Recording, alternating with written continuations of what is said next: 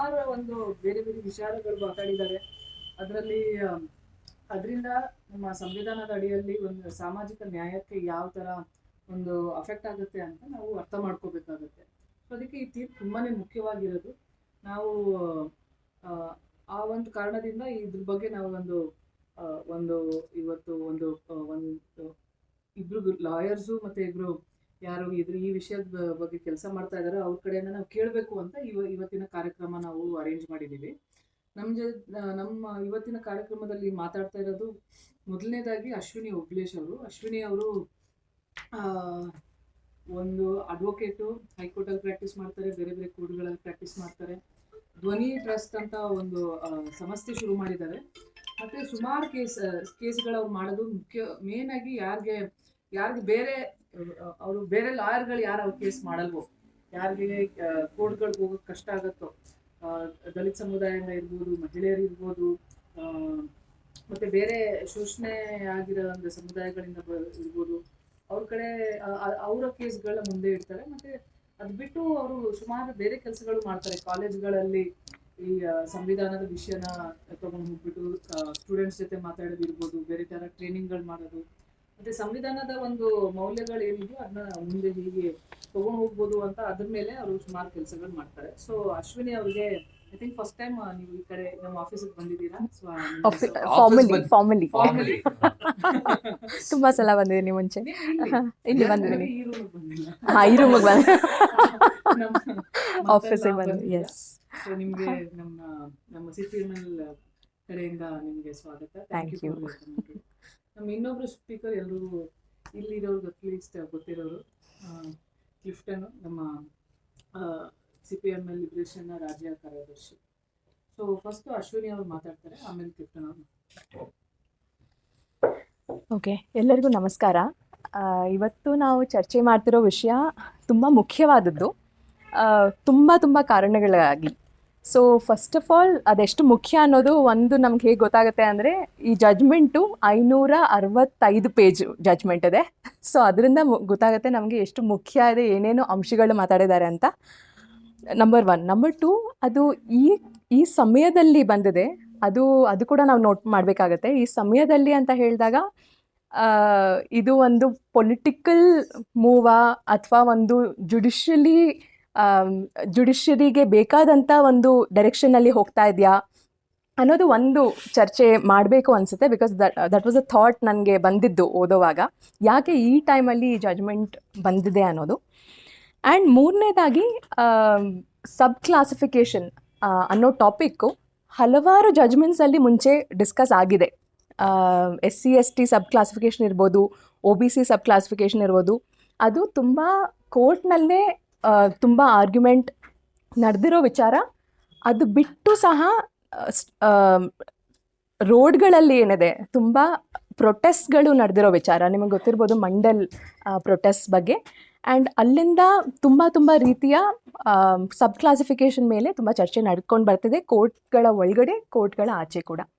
So ಹಾಗಾಗಿ ಈ judgment ತುಂಬ ಮುಖ್ಯ ಆಗುತ್ತೆ, ಏಕೆಂದರೆ ಇದರ ಕಾನ್ಸಿಕ್ವೆನ್ಸಸ್ ಏನಿದೆ, ಇದರ ಪರಿಣಾಮ ಏನಿದೆ ಅಂತ ಕೂಡ ನಾವು ನೋಡಬೇಕಾಗತ್ತೆ. ಆ್ಯಂಡ್ ಅದ್ರ ಮೇಲೆ ನಾನು ಇವತ್ತು ಡಿಸ್ಕಷನ್ ಮಾಡಬೇಕು ಅಂತಿದ್ದೀನಿ, ಬಿಕಾಸ್ ನಿಮ್ಮ ಪರ್ಸ್ಪೆಕ್ಟಿವ್ಸ್ ಕೂಡ ತುಂಬ ಮುಖ್ಯ ಆಗುತ್ತೆ. ಈ ಜಡ್ಜ್ಮೆಂಟ್ ಬಂದ ಮೇಲೆ ಈಗ ಏನು ಸ್ಟೇಟ್ ಗೌರ್ಮೆಂಟ್ಸ್ ಇನ್ನೇನು ಮಾಡ್ಬೋದು ಈ ಜಡ್ಜ್ಮೆಂಟ್ ತೊಗೊಂಡು, ಅಥವಾ ಮಾಡಬಾರ್ದು. ಸೊ ಇವೆಲ್ಲ ಕೂಡ ನಿಮ್ಮ ಜೊತೆ ಚರ್ಚೆ ಮಾಡಬೇಕು ಅಂತ ನಾನು ಆಶಿಸ್ತಾ ಇದ್ದೀನಿ. ಮೊದಲಿನಿಂದ ಸ್ಟಾರ್ಟ್ ಆಗಬೇಕಂದ್ರೆ ನಾನು ಒಂದು ಸಮ್ಮರಿ ಥರ ಕೊಡ್ತೀನಿ, ಬಿಕಾಸ್ ಎಲ್ಲ ಆಸ್ಪೆಕ್ಟ್ಸ್ ಕವರ್ ಮಾಡೋದು ತುಂಬ ಕಷ್ಟ ಇದೆ. ಬಟ್ ನಾನು ಕೆಲವು ಅಂಶಗಳನ್ನು ನಾನು ನೋಟ್ ಮಾಡಬೇಕು ಅಂತ ಇದ್ದೀನಿ. ಸೊ ಸ್ಟಾರ್ಟಿಂಗಿಂದ ನೋಡಬೇಕಂದ್ರೆ, ಶೆಡ್ಯೂಲ್ಡ್ ಕಾಸ್ಟ್ ಅಥವಾ ಶೆಡ್ಯೂಲ್ಡ್ ಟ್ರೈಬ್ಸ್ ಅಂತ ಏನಿದೆ, ಅದು ಎಲ್ಲಿಂದ ಬರುತ್ತೆ ಡೆಫಿನಿಷನ್ ಅನ್ನೋದು ನಮ್ಮ ಸಂವಿಧಾನದಲ್ಲೇ ಇದೆ. ಸೊ ಆರ್ಟಿಕಲ್ 366 ಕ್ಲಾಸ್ 24 ಮತ್ತು 25 ನೋಡಿದ್ರೆ, ಶೆಡ್ಯೂಲ್ಡ್ ಕಾಸ್ಟ್ ಅಂದರೆ ಏನು, ಶೆಡ್ಯೂಲ್ಡ್ ಟ್ರೈಬ್ಸ್ ಅಂದರೆ ಏನು, ಅದು ವ್ಯಾಖ್ಯಾನಿಸಿದ್ದಾರೆ ಅಲ್ಲಿ.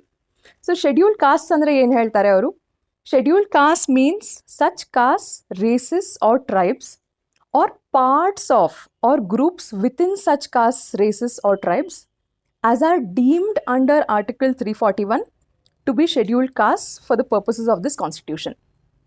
ಅಂದರೆ ಅವ್ರೇನು ಹೇಳ್ತಾ ಇದ್ದಾರೆ, ಶೆಡ್ಯೂಲ್ಡ್ ಕಾಸ್ಟ್ ಅಂದರೆ ಯಾರು, ಶೆಡ್ಯೂಲ್ಡ್ ಕಾಸ್ಟ್ ಅಂದರೆ ಕೆಲವು ಕಾಸ್ಟ್ ಇರ್ಬೋದು, ರೇಸಸ್ ಇರ್ಬೋದು, ಟ್ರೈಬ್ಸ್ ಇರ್ಬೋದು, ಅಥವಾ ಅವುಗಳ ಪಾರ್ಟ್ಸ್ ಇರ್ಬೋದು, ಅವುಗಳ ಕೆಲವು ಅಂಶಗಳು ಅಥವಾ ಸಬ್ ಕಾಸ್ಟ್ ಅಂತ ನಾವೊಂದು ಓದೋ ವಿಧಾನ.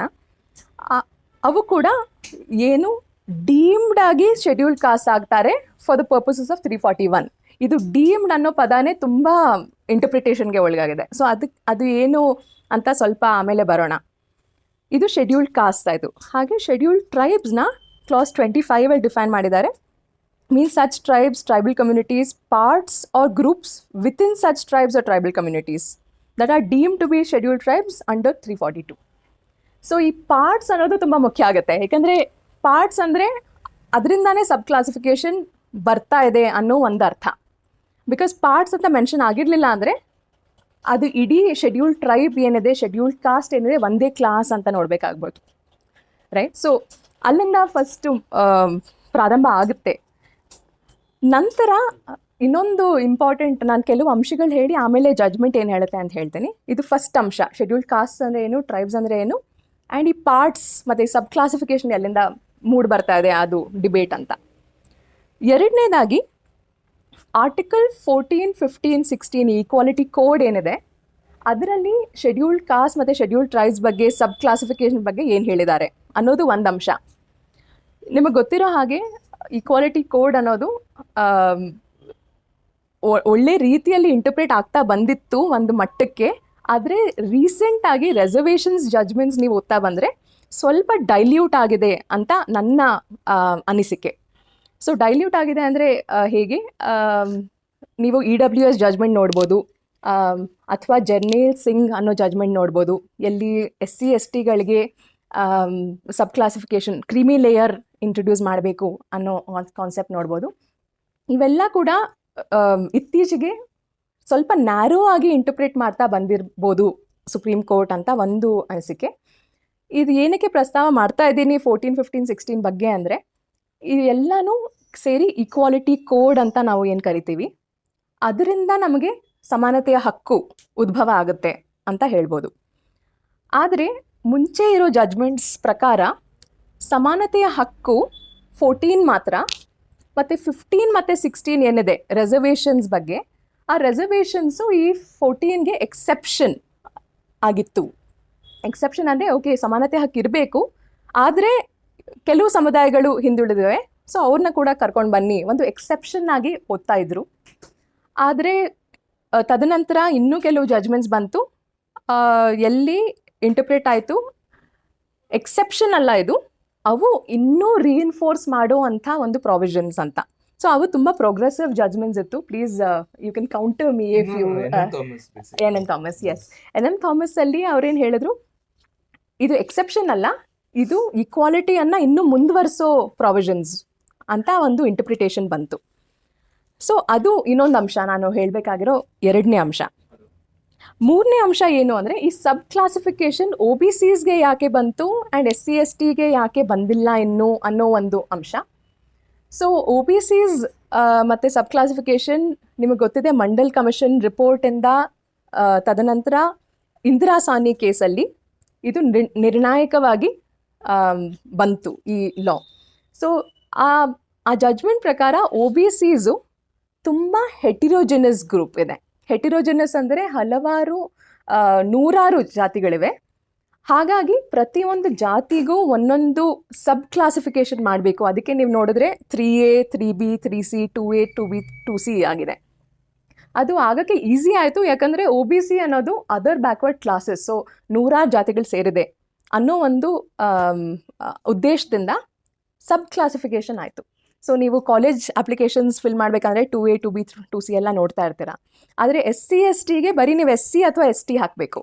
SC ಬ್ರ್ಯಾಕೆಟಲ್ಲಿ ಏನೋ ನಿಮ್ಮ ಜಾತಿ ಹಾಕ್ಬೋದೇನೋ ನೀವು, ಬಟ್ ಸಬ್ ಕಾಸ್ಟ್ ಇಲ್ಲ, ಅಲ್ಲಿ ಕ್ಯಾಟಗರಿ ಇಲ್ಲ.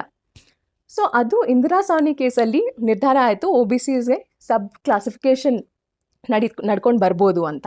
ಆದರೆ ಅದೇ ಜಡ್ಜ್ಮೆಂಟಲ್ಲಿ ಒಂದು ಕೆಲವೊಬ್ಬರು ಜಡ್ಜಸ್ ಏನು ಹೇಳಿದ್ರು, SC STಸ್ಗೆ ಇದು ಅನ್ವಯ ಆಗಲ್ಲ, ಏಕೆಂದರೆ ಸಬ್ ಕ್ಲಾಸಿಫಿಕೇಷನ್ ಅನ್ನೋದು OBCಸ್ಗೆ ಮಾತ್ರ, OBCs ಮತ್ತು SC STs ಬೇರೆ ಅಂತ ಹೇಳಿದ್ರು. ಸೊ ನಾವು ಹೇಗೆ ಒ ಬಿ ಸಿಸ್ಗೆ ಸಬ್ ಕ್ಲಾಸಿಫಿಕೇಶನ್ ಮಾಡಿ 3A 3B 3C ಮಾಡ್ತಾ ಇದ್ದೀವೋ SC STಸ್ಗೆ ಮಾಡೋಕ್ಕಾಗಲ್ಲ, ಏಕೆಂದರೆ ಅದು ಬೇರೆ ವಿಚಾರ, ನಾವು ಅಲ್ಲಿ ಹೋಗಲ್ಲ ಅಂತ ಹೇಳಿಬಿಟ್ರು, ರೈಟ್. ಆದರೆ ಮಾಡ್ಬೋದು ಅಂತಾನೂ ಒಂದು ಸಂಶಯ ಅನ್ನೋ ಥರನೇ ಬಿಟ್ಟರು ಅಂತ ಹೇಳ್ಬೋದು ಇಂದಿರಾ ಸಾಹ್ನಿ ಕೇಸಲ್ಲಿ. ಸೊ ಈಗ ಅದೇ ಅಂಶ ಇವಾಗ ಚರ್ಚೆಗೆ ಬಂದಿದೆ. SC STs ಅನ್ನೋದು ಒಂದು ಹೋಮೋಜಿನಸ್ ಕ್ಲಾಸಾ, ಹೋಮೋಜಿನಸ್ ಅಂದರೆ ಒಂದೇ ಕ್ಲಾಸಾ, ಅಥವಾ ಬೇರೆ ಬೇರೆ ಬೇರೆ ಹಲವಾರು ಜಾತಿಗಳಿರೋ ಕ್ಲಾಸಾ ಅನ್ನೋದು ಒಂದು ಅಂಶ. ಸೊ ಅದು ನನ್ನ ನೆಕ್ಸ್ಟ್ ಸಬ್ಜೆಕ್ಟ್ ಆಫ್ ಡಿಸ್ಕಷನ್ನು. ಈಗ ಇದುವರೆಗೂ ಏನು ನಡ್ಕೊಂಡು ಬಂದಿದೆ, ನಮ್ಮ ಈಕ್ವಾಲಿಟಿ ಕೋಡ್ಗೆ ಕ್ಲಾಸ್ ಅನ್ನೋ ಕಾನ್ಸೆಪ್ಟ್ ತುಂಬ ಮುಖ್ಯ ಆಗುತ್ತೆ.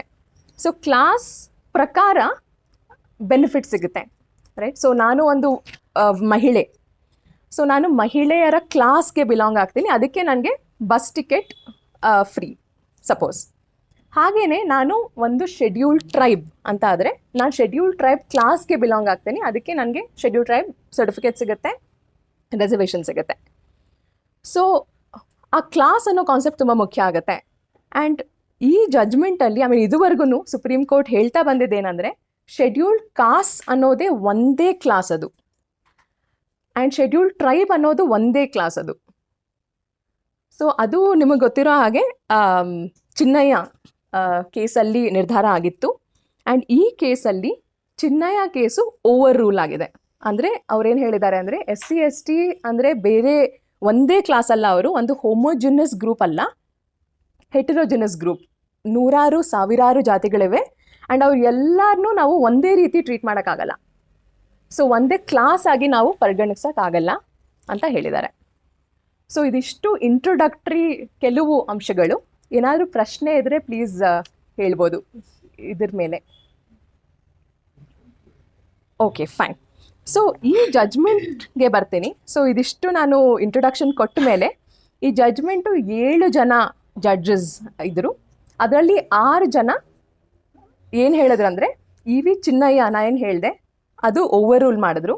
ಅಂದರೆ ಒಂದೇ ಕ್ಲಾಸ್ ಅಲ್ಲ, ಇವರು ಬೇರೆ ಬೇರೆ ಬೇರೆ ಬೇರೆ ಬೇರೆ ಕ್ಲಾಸಸ್ ಆಗ್ಬೋದು, ಸಬ್ ಕ್ಲಾಸಿಫಿಕೇಷನ್ ಆಗ್ಬೋದು ಅದೇ ಕ್ಲಾಸಲ್ಲಿ ಅನ್ನೋದು. ಆ್ಯಂಡ್ ಒಬ್ಬರು ಬೇಲಾ ತ್ರಿವೇದಿ ಅನ್ನೋ ಒಬ್ಬರು ಜಡ್ಜು ತದ್ವಿರುದ್ಧ ತೀರ್ಪು ಕೊಟ್ಟರು, ಅಂದರೆ ಡಿಸೆಂಟಿಂಗ್ ಜಜ್ಮೆಂಟ್ ಕೊಟ್ಟರು. ಡಿಸೆಂಟಿಂಗ್ ಜಜ್ಮೆಂಟ್ ಅಂದರೆ ಇಲ್ಲ, EV ಚಿನ್ನಯ್ಯ ಅಲ್ಲಿ ಹೇಳಿರೋ ಲಾನೇ ಕರೆಕ್ಟ್ ಲಾ, ಅಲ್ಲಿಂದ ನಾವು ಅದನ್ನು ನಾವು ಸರಿಯಾಗಿ ಪರಿಗಣಿಸದೆ ನಾವು ಈ ಜಜ್ಮೆಂಟ್ ಕೊಡ್ತಾ ಇದ್ದೀವೇನೋ ಅನ್ನೋ ಒಂದು ವಾರ್ನಿಂಗ್ ಕೊಟ್ಟರು. ಸೊ ಈ 7 ಜಡ್ಜಸ್ಸಲ್ಲಿ ತುಂಬ ಮುಖ್ಯವಾದ ಜಜ್ಮೆಂಟು ಅಫ್ಕೋರ್ಸ್ ನಮ್ಮ ಚೀಫ್ ಜಸ್ಟಿಸ್ ಆಫ್ ಇಂಡಿಯಾ ಅದು ನಂತರ ನನಗೆ ಅಷ್ಟು ಅಂಶಗಳು ಕಾಣಲಿಲ್ಲ ಡಿಸ್ಕಸ್ ಮಾಡಬೇಕಾಗಿರೋ ಅಂಶಗಳು, ಬಟ್ ಅಲ್ಲಿರೋ ಕೆಲವು ಸಮ್ಮರಿ ಪಾಯಿಂಟ್ಸ್ ಹೇಳ್ಬಿಡ್ತೇನೆ. ಸೊ ಚೀಫ್ ಜಸ್ಟಿಸ್ ಯಾರಿದ್ದಾರೆ ಅವರು ಹಲವಾರು ಕೇಸಸ್, ಇಡೀ ಫಸ್ಟಿಂದ ಏನೇನು ಕೇಸಸ್ ಇತ್ತೋ, ಒಂದು ರೆಸರ್ವೇಷನ್ ಮೇಲೆ, ಒಂದು ಆರ್ಟಿಕಲ್ 16 ಹೇಗೆ ಎಕ್ಸೆಪ್ಷನ್ ಅಲ್ಲ ಬಟ್ ಈಕ್ವಾಲಿಟಿ ಪ್ರಿನ್ಸಿಪಲ್ ಮೇಲೆ ಬಂದಿರೋ ಕೇಸು ಅಂತೆಲ್ಲ ಹೇಳ್ಕೊಂಡು ಬಂದು ಕೊನೆಗೆ ಅವ್ರೇನು ಮಾಡಿದ್ರು, ಸಬ್ ಕ್ಲಾಸಿಫಿಕೇಷನ್ ಪಾಸಿಬಲ್ ಇದೆ, ಯಾಕಂದರೆ ಅದು ಒಂದು ಸಿಂಗಲ್ ಕ್ಲಾಸ್ ಅಲ್ಲ ಅಂತಾನೆ ಒಂದು ನಿರ್ಣಯ ಕೊಟ್ಟರು. ಸೊ ಒಂದಷ್ಟು ಒಂದು ನಿಮಿಷ, ನಾನು ಒಂದಷ್ಟು ಸಮ್ಮರಿ ಪಾಯಿಂಟ್ಸ್ ಬರ್ಕೊಂಡಿದ್ದೀನಿ, ಅದನ್ನೇ ಹೇಳ್ಬಿಡ್ತೀನಿ.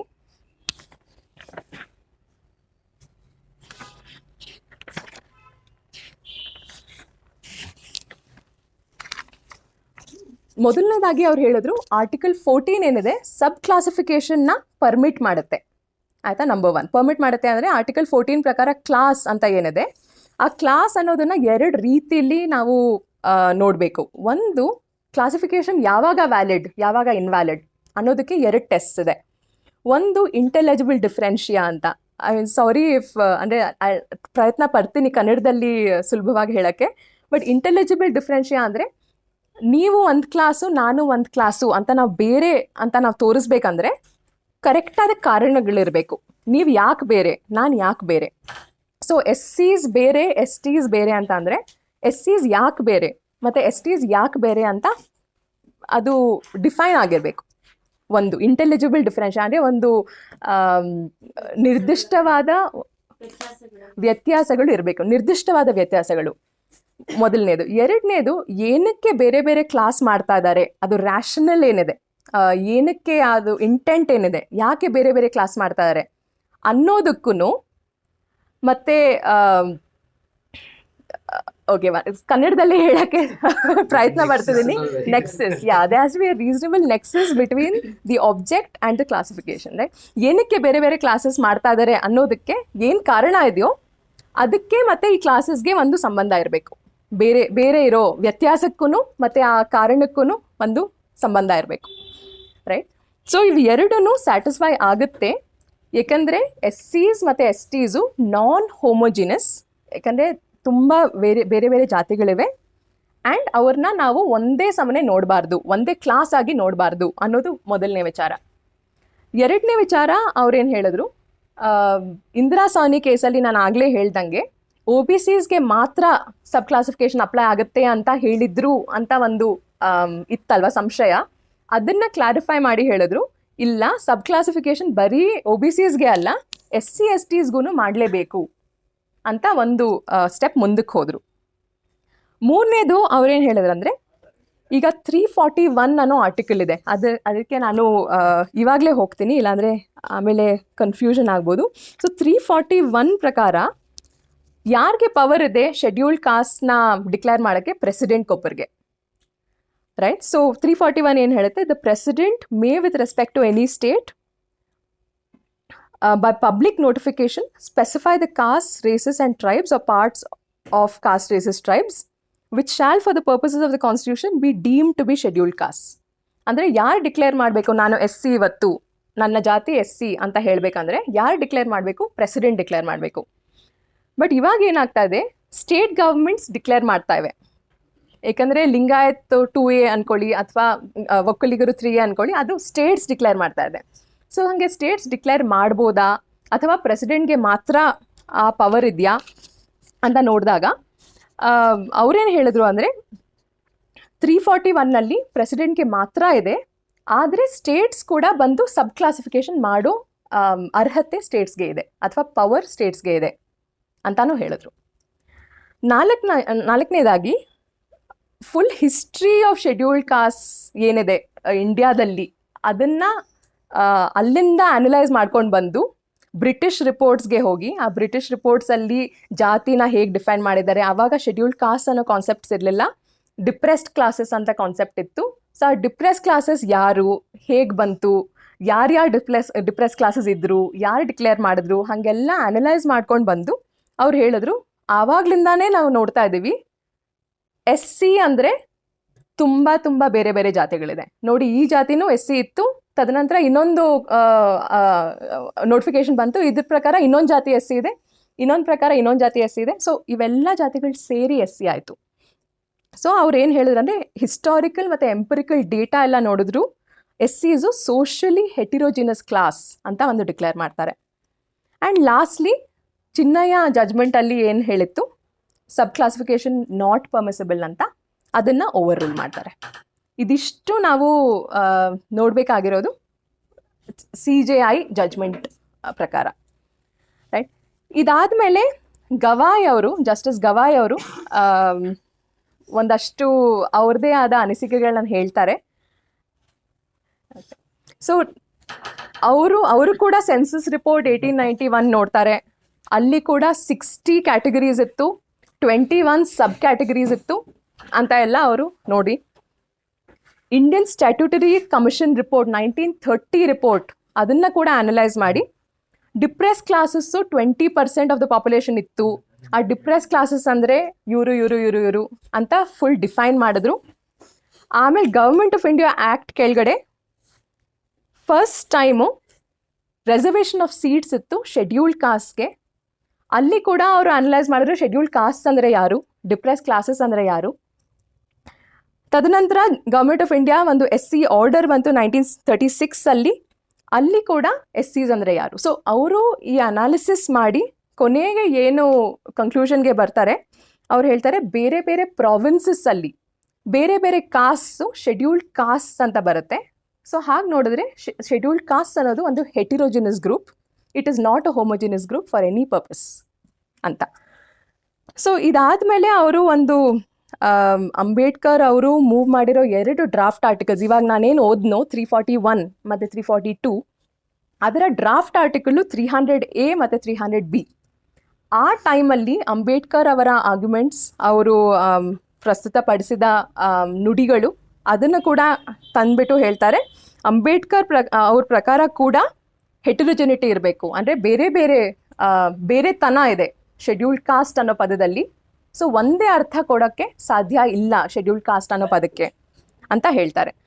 ಇದಾದಮೇಲೆ CJ ಅವರು ಮಾಡಿದ ಥರ ಬೇರೆ ಚಂಪಕಂ ದೊರೈರಾಜಮಿಂದ ಹಿಡಿದು ರೀಸೆಂಟ್ ಜರ್ನೇಲ್ ಸಿಂಗ್ವರೆಗೂ ಹಲವಾರು ಸಮ್ಮರೀಸ್ ಕೊಡ್ತಾರೆ ಬೇರೆ ಜಡ್ಜ್ಮೆಂಟ್ದು.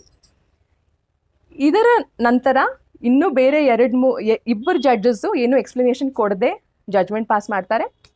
ಇನ್ನೊಬ್ಬರು ಜಡ್ಜು ಹೇಳ್ತಾರೆ, ತುಂಬ ಇಂಟ್ರೆಸ್ಟಿಂಗ್ ಆಗಿ ಗವಾಯ್ ಅವರ ಜಡ್ಜ್ಮೆಂಟಲ್ಲಿ 2-3 ಸಲ SC/STಸ್ಗೆ ಕ್ರೀಮಿ ಲೇಯರ್ ತರಬೇಕು ಅಂತ ಒಂದು ಜನರಲ್ ಆಗಿ ಒಂದು ಸ್ಟೇಟ್ಮೆಂಟ್ ಬಂದಿದೆ. ಈಗ ಅದು ಜಡ್ಜ್ಮೆಂಟ್ ಪಾರ್ಟಾ ಅಲ್ವಾ ಅನ್ನೋದು ಇಲ್ಲಿ ಪ್ರಶ್ನೆ. ನನ್ನ ಪ್ರಕಾರ ಪಾರ್ಟ್ ಅಲ್ಲ, it is an opinion. So ratio decidendi ಅಂತ 2 ಕಾನ್ಸೆಪ್ಟ್ಸ್ ಇದೆ. ಸೊ ರೇಷಿಯೋ ಡೆಸಿಡೆಂಡೈ ಅಲ್ಲ ಅಂದರೆ ಅದು ಒಂದು ಒಪಿನಿಯನ್ ಅಂತ ಅಷ್ಟೇ. ಸೊ ಯಾಕೋ ಗೊತ್ತಿಲ್ಲ, ಇದು ಸಬ್ಜೆಕ್ಟ್ ಮ್ಯಾಟರ್ ಇರಲಿಲ್ಲ. SC/STಗಳಿಗೆ ಕ್ರೀಮಿ ಲೇಯರ್ ಅನ್ನೋ ಕಾನ್ಸೆಪ್ಟ್ ಸಬ್ಜೆಕ್ಟ್ ಮ್ಯಾಟರೇ ಅಲ್ಲ. ಆದರೂ ಸಹ ಇವರು ಸಬ್ಜೆಕ್ಟ್ ಮ್ಯಾಟರ್ ಅಂತ ತಂದು 2-3 ಸಲ ಪ್ರಸ್ತಾಪ ಮಾಡಿದ್ದಾರೆ, ಕ್ರೀಮಿ ಲೇಯರ್ ತರಲೇಬೇಕು SC/ST ಅವ್ರಿಗೆ, ಯಾಕಂದರೆ ಕೆಲವು ಜಾತಿಯವ್ರು ಮಾತ್ರ ಎಲ್ಲ ತಿನ್ಬಿಡ್ತಾ ಇದ್ದಾರೆ, ಅದಕ್ಕೆ ಕ್ರೀಮಿ ಲೇಯರ್ ಕಾನ್ಸೆಪ್ಟ್ ತರಬೇಕು ಅಂತ. ವ್ಯಾಲಿಡ್ ಆರ್ಗ್ಯುಮೆಂಟ್ ಏನು, ಬಟ್ ಈ ಜಡ್ಜ್ಮೆಂಟಲ್ಲಿ ಅದು ಅಲ್ಲಿಗೆ ಅವರು ಹೋಗಬೇಕಾಗಿರಲಿಲ್ಲ, ಅನ್ನೆಸೆಸರಿ ಇತ್ತು ಅಂತ ನನಗನ್ನಿಸ್ತು. ರೈಟ್. ಆ್ಯಂಡ್ ನೆಕ್ಸ್ಟ್ ಜಡ್ಜ್ಮೆಂಟ್ಗೆ ಇನ್ನೂ ಒಂದಷ್ಟು ವಿಚಾರ ಇದೆ, ಒಂದೇ ನಿಮಿಷ. ಸೊ ಗವಾಯ್ ಅವ್ರ ಜಡ್ಜ್ಮೆಂಟ್ ಮತ್ತೆ ನೋಡಿದ್ರೆ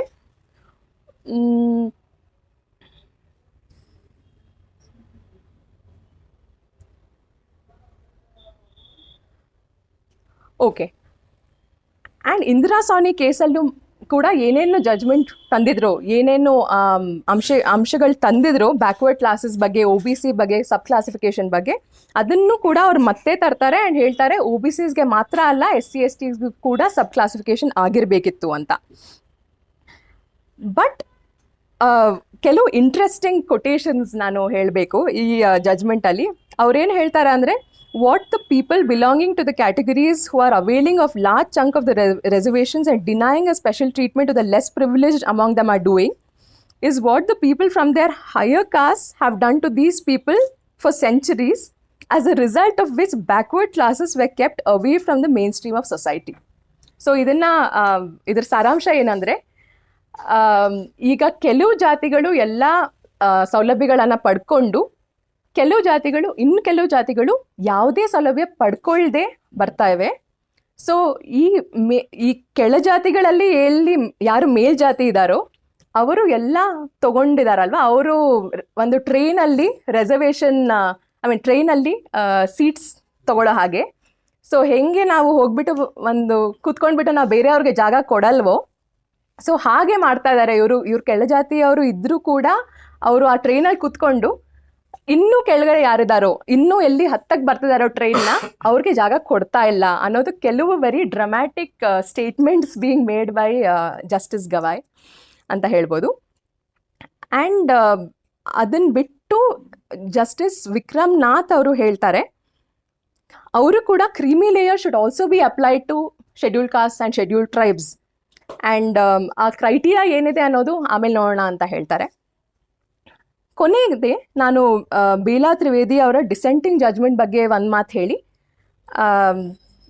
ಆ್ಯಂಡ್ ಒಂದು ಟೆಸ್ಟ್ ಕೊಟ್ಟಿದ್ದಾರೆ ಜಸ್ಟಿಸ್ ಚಂದ್ರಚೂಡ್ ಅವರು, ಅದ್ರ ಬಗ್ಗೆ ಕೂಡ ಒಂದು ಮಾತು ಹೇಳಿ I will take a pass.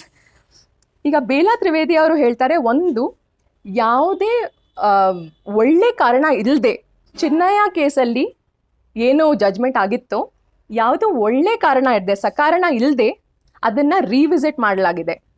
ಯಾಕೆ ಈ ಕೇಸ್ ಏನಕ್ಕೆ ಬಂತು ಅಂದರೆ, ಎಷ್ಟೋ ಪಂಜಾಬ್ ಇರ್ಬೋದು, ಕೇರಳ ಇರ್ಬೋದು, ತುಂಬ ತಮಿಳ್ನಾಡು ಇರ್ಬೋದು, ತುಂಬ ಕಡೆ ಸಬ್ ಕ್ಲಾಸಿಫಿಕೇಷನ್ ಆಗಿ government orders ಬಂದಿದ್ವು.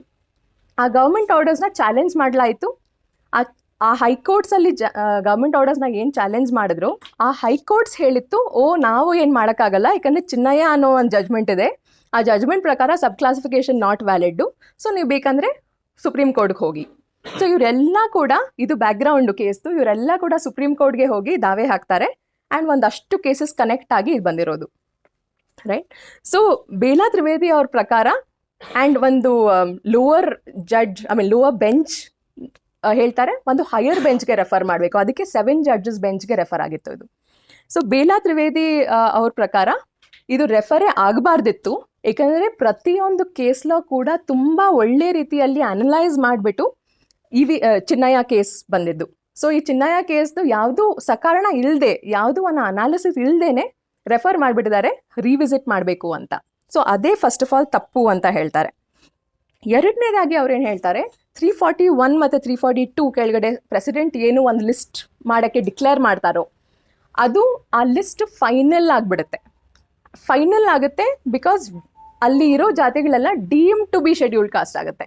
So deem to be scheduled caste ಮತ್ತು ಫೈನಲ್ ಆದಮೇಲೆ ಅದನ್ನು ಮತ್ತೆ ನಾವು ಇನ್ನೂ ಸಬ್ ಕ್ಲಾಸಿಫಿಕೇಶನ್ ಅಂತ ಮಾಡ್ಕೊಂಡು ಹೋದರೆ ಅದು ಆರ್ಟಿಕಲ್ 14 ಮತ್ತು ಈಕ್ವಾಲಿಟಿ ಕೋಡ್ದು ವೈಲೇಷನ್ ಆಗುತ್ತೆ ಅಂತ ಕೂಡ ಬೇಲಾ ತ್ರಿವೇದಿ ಅವ್ರು ಹೇಳ್ತಾರೆ. ಅದಕ್ಕೆ Chinnaiah judgement extremely important and extremely correct ಇತ್ತು. ನಾವು ಇವಾಗ ಸಬ್ ಕ್ಲಾಸಿಫಿಕೇಶನ್ ಮಾಡೋಕ್ಕೆ ಹೋಗಿ ನಾವು ಈಕ್ವಾಲಿಟಿ ಕೋಡ್ನ ವೈಲೇಟ್ ಮಾಡೋಕ್ಕೆ ಹೋಗ್ತಾ ಇದ್ದೀವಿ ಅನ್ನೊಂದು ಅವ್ರದ್ದು ಸೆಕೆಂಡ್ ಪಾಯಿಂಟು. ಆ್ಯಂಡ್ ಮೂರನೇದು ಅವ್ರೇನು ಹೇಳ್ತಾರೆ ಅಂದರೆ, ಈಗ ಪ್ರೆಸಿಡೆಂಟ್ ಆಗಲೇ ಆ ಪವರ್ ಇರೋದು ಪ್ರೆಸಿಡೆಂಟ್ಗೆ ಮಾತ್ರ. ಇವಾಗ ಸಬ್ ಕ್ಲಾಸಿಫಿಕೇಶನ್ ಮಾಡಬೇಕಂದ್ರೆ ಸ್ಟೇಟ್ ಗೌರ್ಮೆಂಟ್ಸ್ ಮಾಡಬೇಕು. ಸೊ ಸ್ಟೇಟ್ ಗೌರ್ಮೆಂಟ್ಸ್ಗೆ ಆ ಪವರೇ ಇಲ್ಲ. So it is ultra wires the constitution. ಯಾಕಂದರೆ ಅವ್ರ ಹತ್ರ ಇಲ್ಲದೇ ಇರೋ ಪವರ್ನ ಅವ್ರು ಎಕ್ಸಸೈಸ್ ಮಾಡೋಕ್ಕೆ ಹೋಗ್ತಾ ಇದ್ದಾರೆ.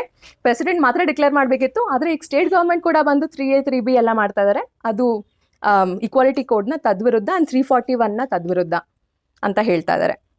ಸೊ ಇದಿಷ್ಟು ನಾನು ಒಂದು ಸಾರಾಂಶ ಕೊಟ್ಟಿದ್ದೀನಿ 500 ಪೇಜಸ್ದು. ತುಂಬ ಐ ಥಿಂಕ್ ತುಂಬ ಆಸ್ಪೆಕ್ಟ್ಸ್ ಮಿಸ್ ಮಾಡಿದ್ದೀನಿ, ಬಟ್ ಐ ಥಿಂಕ್ ಒಂದು ಸಿಂಪಲ್ಲಾಗಿ ಒಂದು ಹೇಳಿದ್ದೀನಿ. ಒಂದು ಇಂಪಾರ್ಟೆಂಟ್ ಪಾರ್ಟ್ ನನಗೆ ಅನಿಸಿದ್ದು ಅಂದರೆ, CJ ಅವ್ರ ಜಜ್ಮೆಂಟಲ್ಲಿ 2 ಮಾಡೆಲ್ಸ್ ಸಜೆಸ್ಟ್ ಮಾಡ್ತಾರೆ ಸಬ್ ಕ್ಲಾಸಿಫಿಕೇಷನ್ಗೆ. ಅವ್ರೇನು ಹೇಳ್ತಾರೆ ಅಂದರೆ, ಸಬ್ ಕ್ಲಾಸಿಫಿಕೇಷನ್ ಮಾಡಲೇಬೇಕು, ಯಾಕಂದರೆ ಸಬ್ ಕ್ಲಾಸಿಫಿಕೇಷನ್ ಮಾಡಿಲ್ಲ ಅಂದರೆ ಕೆಲವು ಜಾತಿಗಳು ಮಾತ್ರ ಡಾಮಿನೆಂಟ್ ಆಗಿಬಿಡುತ್ತೆ ಆ ಡಿಪ್ರೆಸ್ ಕ್ಲಾಸಸ್ ಜಾತಿಗಳಲ್ಲೇ ಅಂತ. ಸೊ 2 ಮಾಡೆಲ್ಸ್ ಸಜೆಸ್ಟ್ ಮಾಡ್ತಾರೆ. ಒಂದು ಅವ್ರೇನು ಹೇಳ್ತಾರೆ ಅಂದರೆ, more socially backward classes are given preference to all the seats reserved for SCs ಅನ್ನೋದು ಒಂದು ಮಾಡೆಲ್ಲು. ಇದನ್ನು ಇನ್ನೂ ಚೆನ್ನಾಗಿ ಅರ್ಥ ಮಾಡ್ಕೊಳ್ಳೋಣ, ಬಟ್ ಎಕ್ಸ್ಕ್ಲೂಸಿವ್ ಮಾಡೆಲ್. ಎರಡನೇ ಮಾಡೆಲ್ ಅವ್ರೇನು ಹೇಳ್ತಾರೆ, seats exclusively available to certain caste. So 7% reserve ಆಗಿದೆ ಅಂತ ಅಂದರೆ ಅದರಲ್ಲಿ 2% ಒಂದು ಕಾಸ್ಗೆ, 1% ಒಂದು ಕಾಸ್ಗೆ, 3% ಒಂದು ಕಾಸ್ಗೆ.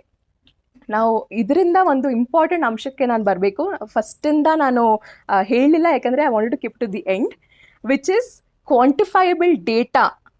ಅಂದರೆ ಈಗ ಡೇಟಾನೇ ಇಲ್ಲ, ಯಾವ ಜಾತಿ ಎಷ್ಟು ಜನ ಎಲ್ಲಿದ್ದಾರೆ, ಸ್ಟೇಟ್ ಸರ್ವಿಸಸಲ್ಲಿ ಎಷ್ಟು ಜಾತಿ ಜನ ಇದ್ದಾರೆ, ಅವರು ಯಾವ ಸಬ್ ಜಾತಿಗೆ ಸೇರ್ತಾರೆ, ಎಲ್ಲೂ ಇಲ್ಲ ಡೇಟಾ.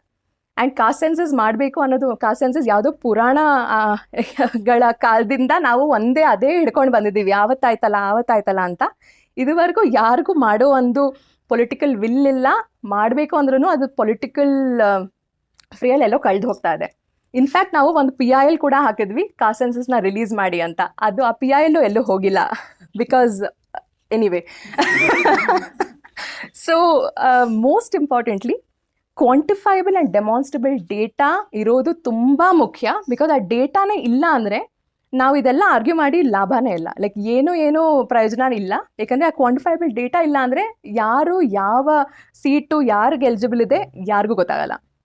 ಸೊ ಒಂದು ಎಲ್ಲ ಜಡ್ಜಸ್ಸು ಹೇಳೋದೇನೆಂದರೆ, ಅಟ್ಲೀಸ್ಟ್ 3 ಜಡ್ಜಸ್ ಹೇಳೋದೇನೆಂದರೆ, ಕ್ವಾಂಟಿಫೈಬಲ್ ಆ್ಯಂಡ್ ಡೆಮಾನ್ಸ್ಟ್ರಬಲ್ ಡೇಟಾ ಬೇಕು. ಆ್ಯಂಡ್ ಸ್ಟೇಟ್ ಗೌರ್ಮೆಂಟ್ದು ಜವಾಬ್ದಾರಿ ಅದು ಆ ಸೆನ್ಸಸ್ ಮಾಡಿ ಆ ಡೇಟಾ ಕಲೆಕ್ಟ್ ಮಾಡೋಕ್ಕೆ. ಆ್ಯಂಡ್ ಆ ಸೆನ್ಸಸ್ ಮಾಡಿ ಡೇಟಾ ಕಲೆಕ್ಟ್ ಮಾಡಿದ ಮೇಲೆ ಅವರು ಸಬ್ ಕ್ಲಾಸಿಫಿಕೇಷನ್ ಮಾಡಬೇಕು. ಸೊ ಅದು ತುಂಬ ಮುಖ್ಯ ಆಗುತ್ತೆ. And in fact state is required to collect data to prove inter se backwardness. So backward ಇದ್ದಾರೆ ಇವರು, ಬ್ಯಾಕ್ವರ್ಡ್ ಕ್ಲಾಸಸ್ ಅಂತ ಹೇಳಿದ್ವಿ, ಅದರಲ್ಲಿ SCs ಅಂತ ಹೇಳಿದ್ವಿ, ಅದರಲ್ಲಿ STs ಅಂತ ಹೇಳಿದ್ವಿ. ಆ SCs ಅಲ್ಲೂ ಇವರು ಅದು ಸ್ಟೇಟ್ ಗೌರ್ಮೆಂಟ್ ಜವಾಬ್ದಾರಿ. ಇಷ್ಟು ಜನ ಈ ಜಾತಿಯವರು ಇದ್ದಾರೆ SCs ಅಂತ ತೋರಿಸೋದು ಸ್ಟೇಟ್ದು ಜವಾಬ್ದಾರಿ. ಸೊ ಅದು ತುಂಬ ಮುಖ್ಯವಾದ ಅಂಶ. ನಂಗೆ ಇನ್ಫ್ಯಾಕ್ಟ್ ತುಂಬ ಖುಷಿ ಇದೆ ದಟ್ ಸುಪ್ರೀಂ ಕೋರ್ಟ್ ಸೆಡ್ ಮತ್ತೆ ಕ್ವಾಂಟಿಫೈಬಲ್ ಡೇಟಾ ಬೇಕು. ಈಗ ಇಲ್ಲಿಂದ ಎಲ್ಲಿ ಹೋಗಬೇಕು ಅನ್ನೋ ಪ್ರಶ್ನೆ ಬಂದಾಗ ಇದು ತುಂಬ ಮುಖ್ಯ ಆಗುತ್ತೆ. State governments must ensure that census is done, caste census ಅಂತಾರೋ, ಸೋಷಿಯೋ ಎಕನಾಮಿಕ್ ಸರ್ವೆ ಅಂತಾರೋ, whatever you call it. Because ಇದುವರೆಗೂ ಅದೇ ಒಂದು ಪ್ರಾಬ್ಲಮ್ ಇತ್ತು. Because they wanted to call it socio economic survey and it's not a census ಅನ್ನೋದೇ ಒಂದು argument ಇತ್ತು. So irrespective, it's imperative that ಎಲ್ಲ ಸ್ಟೇಟ್ಸೂ ಈ ಸರ್ವೆ ಅಥವಾ ಸೆನ್ಸಸ್ ಮಾಡಿ ಈ ಕ್ವಾಂಟಿಫೈಬಲ್ ಡೇಟಾ ಕಲೆಕ್ಟ್ ಮಾಡಿದ ಮೇಲೆ ಐ ಥಿಂಕ್ ಈ ಡಿಸಿಷನ್ನ ಜಾರಿಗೊಳಿಸ್ಬೋದು. ಸೊ ಇದಿಷ್ಟು ಹೇಳಿ ನಾನು ಪಾಸ್ ಮಾಡ್ತೀನಿ.